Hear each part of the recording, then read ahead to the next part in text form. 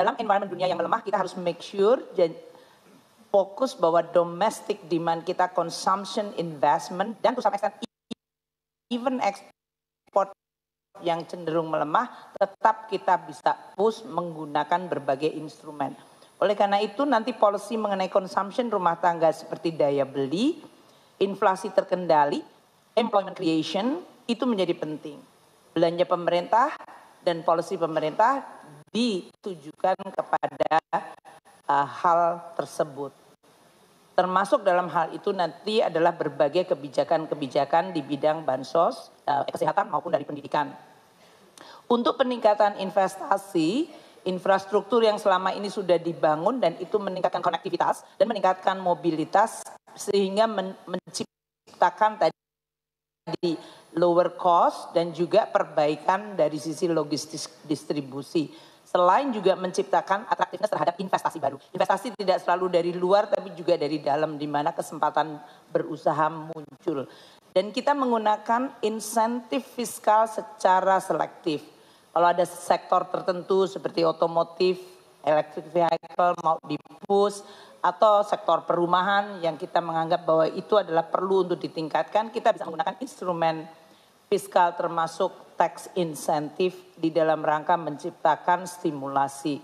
Selain instrumen fiskal seperti belanja subsidi. Jadi kombinasi bisa dalam bentuk belanja subsidi atau dari sisi taxation.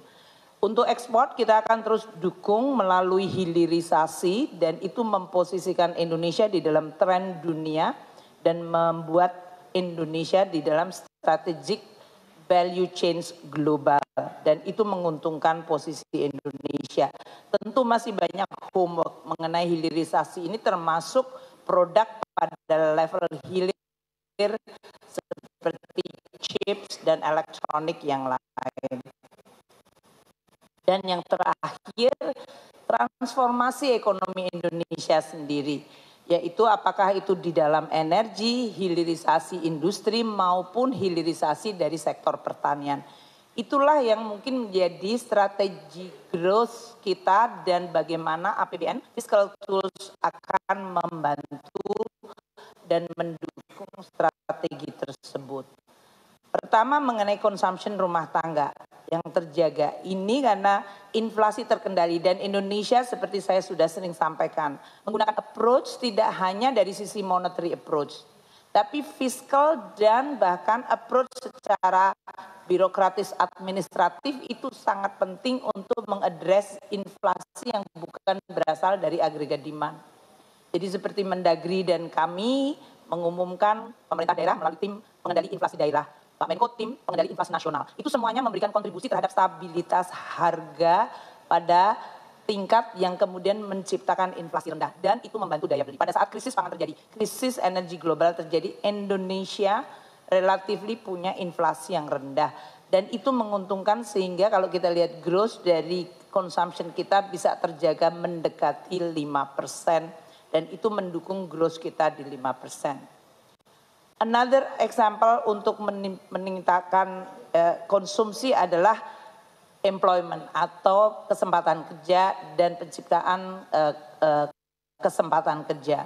Selama periode 2015-2024, 21,3 tenaga kerja tercipta dan untuk periode 2022-2004 sendiri separuhnya itu berarti terjadi akselerasi job creation. Rata-rata per tahun berarti adalah 2,1 juta. Untuk periode 15-2024 kalau untuk 3 tahun terakhir bahkan akselerasi dalam penciptaan pertambahan tenaga kerja baru yaitu 3,7. Ini menimbulkan tadi unemployment-nya menjadi menurun dari 6,26 meningkat karena terjadinya COVID semua ekonomi berhenti dan sekarang sudah di bawah 5% yaitu 4,82. Selain consumption tadi dijaga dengan inflasi dan job creation, kita juga memberikan perlindungan sosial kepada kelompok tidak hanya yang rentan, miskin tapi juga bahkan kelompok kelas menengah. Teman-teman wartawan barangkali membayangkan bahwa kalau dari APBN hanya bansos, PKH, sembako, kemudian kemudian Kartu Indonesia Pintar, PBI yang dari tempatnya Kementerian Kesehatan untuk masyarakat agar mendapatkan akses jasa kesehatan. Namun itu bansos itu yang kuning dan memang lebih banyak dinikmati untuk kelompok ini yang paling miskin itu adalah desil 1, 2, 3, 4. Meskipun kita lihat untuk bansos sembako juga dinikmati sampai desil 10. Kemudian tapi APBN juga memberi bantuan kepada masyarakat dalam bentuk subsidi. Subsidi dalam bentuk barang, yaitu artificially membuat harga menjadi lebih rendah, harga-harga untuk BBM, listrik, LPG. Dan kalau kita lihat yang biru muda itu adalah subsidi kompensasi memproteksi daya beli masyarakat hingga seluruh desil. Artinya semua masyarakat yang miskin, yang menengah dan kaya semuanya menikmati subsidi tersebut. Memang menjadi persoalan masalah sasaran. Ada lagi satu instrumen fiskal lain yang barangkali tidak familiar tapi sebetulnya penting, yaitu bahwa PPN yang dibebaskan. Jadi banyak masyarakat menganggap bahwa semua barang jasa itu kena PPN. Tapi sebetulnya di dalam undang-undang HPP sangat menjelaskan. Barang kebutuhan pokok, pendidikan, kesehatan, transportasi itu tidak kena PPN. Jadi kalau membayangkan PPN kemarin 10 ke 11 dan di undang-undang HPP akan menjadi 12, itu barang-barang itu tidak terkena PPN. Jadi itu memproteksi dan kalau kita lihat yang biru tua di atas ini, mereka dinikmati bahkan lebih pada kelompok kelas menengah, bahkan sampai ke atas dalam hal ini. Jadi saya ingin menyampaikan bahwa APBN menjaga daya beli masyarakat agar consumption itu tetap terjaga stabil tadi melalui daya beli, inflasi rendah, melalui job creation sehingga employment bertambah tadi dengan 21,3 juta selama 10 tahun terakhir dan 11,1 3 tahun terakhir, plus kita memberikan bantalan melalui APBN dengan 3 moda, yaitu modal mengenai bansos dari subsidi maupun dari PPN yang diberikan pembebasan. Tingkat kemiskinan menurun dengan berbagai intervensi polisi pemerintah, termasuk kemiskinan ekstrim. Nanti mungkin Pak Arso akan menyampaikan. Dan ini merupakan salah satu bahwa pertumbuhan kita inklusif berkualitas. Kita ingin tidak hanya sekedar level pertumbuhan, tapi kelompok yang paling rentan miskin bisa kemudian ikut menikmati.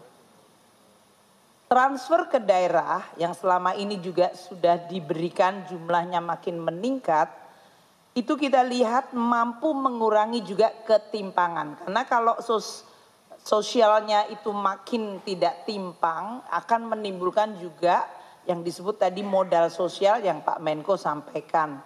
Dan kita lihat kontribusi dari transfer ke daerah di dalam mengurangi ketimpangan antara daerah yang tertinggal dengan daerah yang relatif maju itu terlihat dengan tail index yaitu yang orange sebelah kiri. Itu makin menurun. Ini sesuatu yang positif. Bahkan kalau kita lihat dana desa yang sudah diberikan sejak 2018, kita lihat di sebelah kanan, mayoritas desa itu adalah desa tertinggal, yaitu yang orange. Kita lihat dalam kurun waktu 2018 hingga 2024, desa tertinggal menurun tajam, yaitu dari dari di atas 27.000, sekarang sekitar 5.000. Sementara yang biru tua naik ke atas itu adalah desa yang mandiri. Desa mandiri dari 310 desa di 2018, sekarang sudah 17.203 desa yang statusnya mandiri.